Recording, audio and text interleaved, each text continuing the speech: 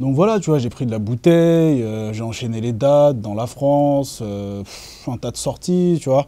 Tout le monde nous demande un peu. Juste, il arrive à quelle heure, Yvick? Vu qu'il va arriver bientôt, mais tu vois, revenons-en à nos moutons, tu vois. Voilà, après je t'avais... Eh les gars, ça va en forme? Hey Thomas, tu vas bien? C'est un bail, ça va ou quoi? en forme mon gars? Quel fait? Je t'ai chauffé un peu là, ouais, bon, là. tu ranges mon casque s'il te plaît. Hop là, tu ranges ça. Vas-y, Hop, pas de ça soucis. va. Eh Thomas, putain, ça fait longtemps! Hey, salut Yvick. Casse. Ah. Ça va? Bon, attention Coco, on est trop lent, je chante et c'est à toi. Hein.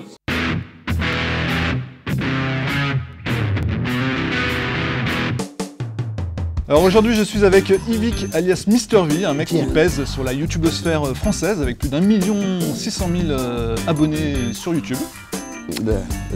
Alors il est né à Grenoble, n'est-ce pas? Yes. Sur les hauteurs de Grenoble, dans un petit village bucolique. Et il est né avec une caméra dans sa chambre. Presque. Et il a explosé en faisant des vidéos, en racontant un peu son quotidien, en chantant aussi, parce qu'il aime beaucoup le R&B. Il est rentré dans le studio Bagel, le célèbre studio Bagel qui vient d'être racheté par Canal+. Et aujourd'hui, nouvelle aventure avec ses potos Hugo, Youssoupha et tous les autres. Il monte le Whoop, un concept de chaîne YouTube un peu original dont on va parler aujourd'hui. Et d'ailleurs, aujourd'hui, on est dans un théâtre. On est au théâtre... Et pas n'importe quel théâtre. Pas n'importe quel théâtre. On est au théâtre de 10 heures, qui est le théâtre qui accueillera le Whoop pendant 10 représentations, du moins pour l'instant. Donc tous les mardis à 20h15 au théâtre de 10 heures. Courez-y, c'est très sympa. Alors ça y est, il a fait sa promo dès le début parce qu'il sait très bien que les gens décrochent au bout de 2 minutes. Oui, voilà, c'est un le mec statut malin. tube. Mister V le mec s'y connaît. Non, parce que ton speech de début est chiant, voilà, il faut direct mettre voilà, la promo direct, cash. Alors pourquoi on est dans un théâtre? Parce que le Whoop c'est une nouvelle chaîne YouTube mais avec un positionnement assez particulier. Et tu vas nous raconter un peu ça, c'est que d'un côté il y a les classiques sketchs de potes et en même temps il y a un spectacle. Exactement, c'est la première chaîne voilà, qui démarre sur YouTube qui va mélanger stand-up, donc spectacle, et humour en vidéo. Donc voilà, on s'est lancé il y a 3 semaines de ça et les stats sont plutôt cool parce qu'on a déjà atteint environ 3 millions de vues total, on a 60 000 fans sur la page Facebook, 200 000 abonnés. Donc voilà, on est super content parce que à côté de ça, on a notre spectacle qu'on fait voilà, tous les mardis au théâtre et c'est assez cool de pouvoir jouer un peu voilà, sur tous les tableaux. Et puis c'est une nouvelle expérience pour nous, tu vois, qui venons du web et qui avons jamais fait de scène et qui on voulait en faire, tu vois. Si on a fait ça, c'est aussi parce qu'on voulait faire de la scène mais qu'on n'avait pas l'occasion. Et en fait, dans le groupe, tu as les opposés de nous, c'est les stand-uppers de base qui voulaient faire du web mais qui n'avaient pas l'occasion de pouvoir en faire. Et on a fait la fusion, on a fait la fusion et donc voilà, on a pu former le Whoop. Alors on va parler d'eux, mais comment on crée le lien entre YouTube et la scène, justement? Le lien a été vite fait parce qu'en fait, pour préparer le Zapping Amazing 1 et le Zapping Amazing 2, on a dû s'entraîner à faire du stand-up, découvrir ce nouvel art qu'on ne connaissait pas spécialement parce qu'on faisait du stand-up mais un peu indirectement depuis notre chambre. Et donc on s'entraînait au Paname, qui est un bar à Paris dans lequel on aime beaucoup jouer parce qu'il y a une très bonne ambiance. C'est vraiment un café-théâtre pur stand-up, c'est une des plus dures salles de Paris parce que on est vraiment très près du public. D'ailleurs on invite tout le monde à aller régulièrement au Paname, moi j'y vais assez souvent et c'est vrai que c'est là qu'on découvre un peu les nouvelles têtes de l'humour, c'est un petit caveau en sous-sol. C'est là que tous les prochains humoristes qui éclateront, pour moi, sortent de ces cafés-là, de ces petits théâtres-là qui ramènent beaucoup de gens parce que c'est convivial, c'est gratuit. On a l'impression d'être en soirée entre potes, on s'amuse bien et pour tester des vannes, c'est super bien. Après, par contre, il faut venir au théâtre de 10 heures parce que là, pour le coup, c'est un vrai show. Alors là, tu es tout seul dans mon Tomcast parce que j'ai voulu avoir un peu le mec qui pèse, quoi. Ah il fallait avoir la crème de la crème. Le mec un peu lourd, quoi. Nous, c'est parce que Hugo est aussi docteur, mais après ça, c'est... Voilà, donc il devait y avoir Hugo, mais il est chez le médecin, donc yes. j'espère qu'il va vite. Mais c'est toute une bande, et j'aimerais bien que tu nous dises un petit mot. Alors moi, j'ai un coup de cœur perso pour un des membres de la bande qui est Youssoupha Diaby, que j'ai découvert justement au Paname et que j'ai été voir en spectacle après. Un mec énorme qui fait des têtes pas possibles, qui est hyper drôle, qui a des textes très marrants. C'est le stand-upper de base, enfin le stand-upper de base, l'exemple même du stand-upper américain francisé, on va dire. Hein, il a un jeu de regard, une gestuelle qui est très tout est calculé, tout est bien placé, c'est très très bien fait, il est super bon pour ça. Et pour nous, c'est super de l'avoir dans la bande parce que c'est un moteur pour nous qui sommes des petits stand-uppers aujourd'hui, parce qu'on commence, tu vois, on nous attend au tournant, les youtubeurs, on les attend au tournant. On se dit, est-ce que les gens qui regardent vos vidéos gratuitement vont aller payer 10-15 € pour aller voir un spectacle en live? C'est aussi c'est la question, le taux de conversion. C'est ça, Quel c'est va-t-il la être question. On espère, en tout cas, Parce que tes vidéos, elles font entre 4 et 5-6 millions de vues. Et On ne espère serait-ce que que si ces tu as 5 10% millions, de conversion dans les salles, c'est déjà pas mal. Tant qu'il y a 130 personnes par million de vues qui viennent voir le spectacle, moi, y a pas T'as de déjà fait problème. tes calculs. Voilà, il y a des calculs qui ont été faits. Non, non, mais le Zapping Amazing nous a prouvé qu'on pouvait remplir des salles et faire une tournée en 15 jours sans aucune promo, autre que le web. Donc on tente, voilà, avec Hugo, de former notre team à nous, de se marrer à faire ça, parce que c'est vraiment des vrais potes, quoi. C'est vraiment une vraie bande de potes, on kiffe faire ça, Ouais. on délire tout le temps ensemble, et vraiment faire voilà, cette fusion, cette bande, c'est pour nous quelque chose qui nous tient à cœur, parce que voilà, il fallait que ça se fasse.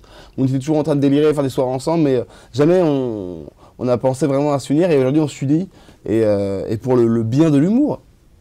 Alors tu as participé au lancement de Studio Bagel qui cartonne, qui a été racheté par Canal, qui t'a amené sur Canal+, parce qu'on te voit aussi régulièrement dans le Before.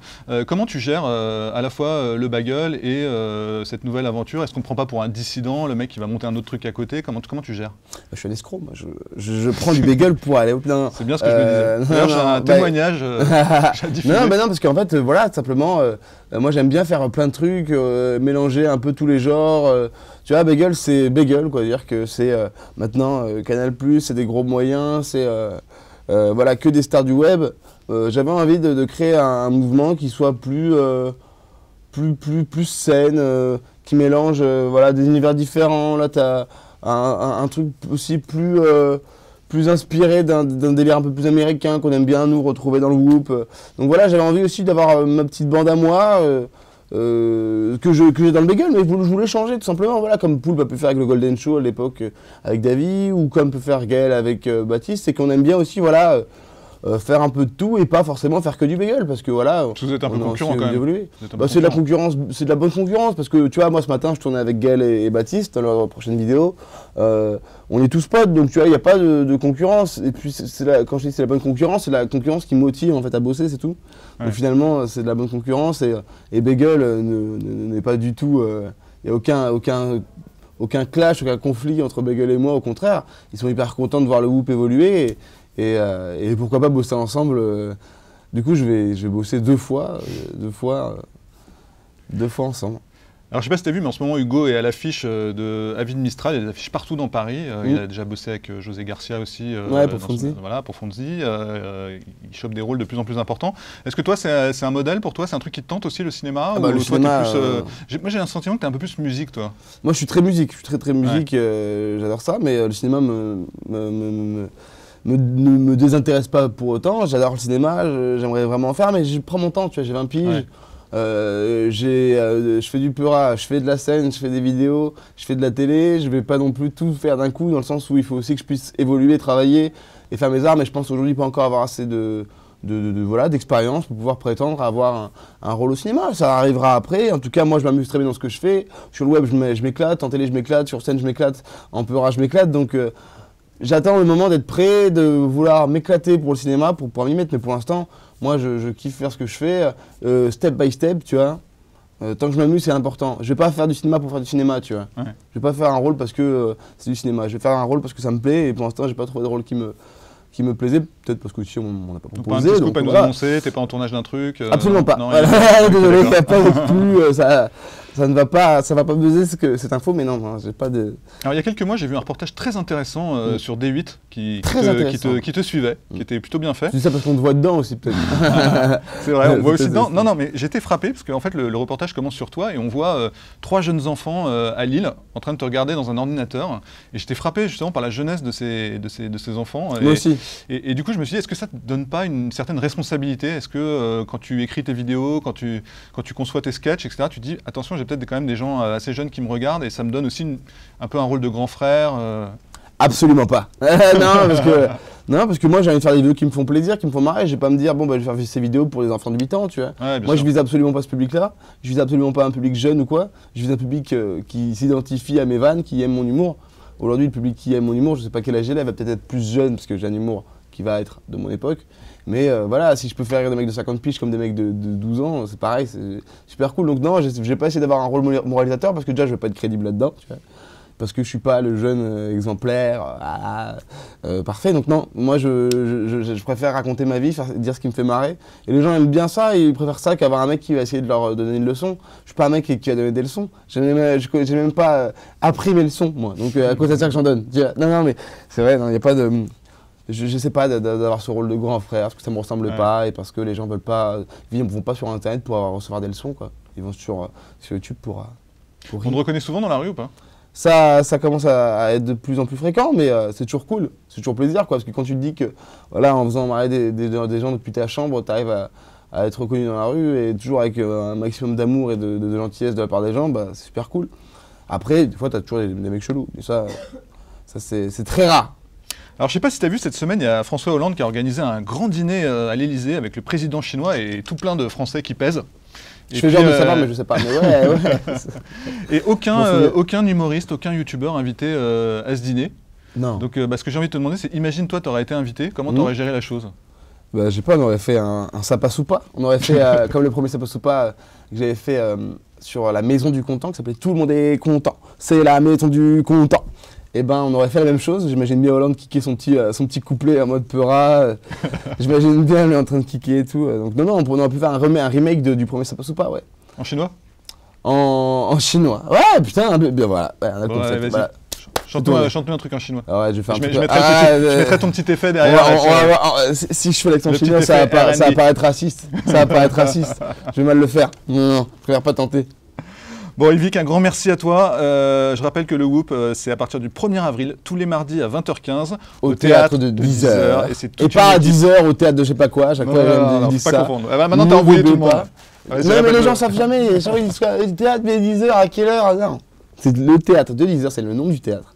C'est quelle adresse? C'est boulevard de Clichy, 32 boulevard de Clichy, 36 boulevard de Clichy. À Paris, 18e arrondissement. Voilà, venez, on a 130 places, donc tu peux venir avec qui tu veux. Mets-toi bien, on va faire des blagues ici, et on va bien se marrer en tout cas. Voilà.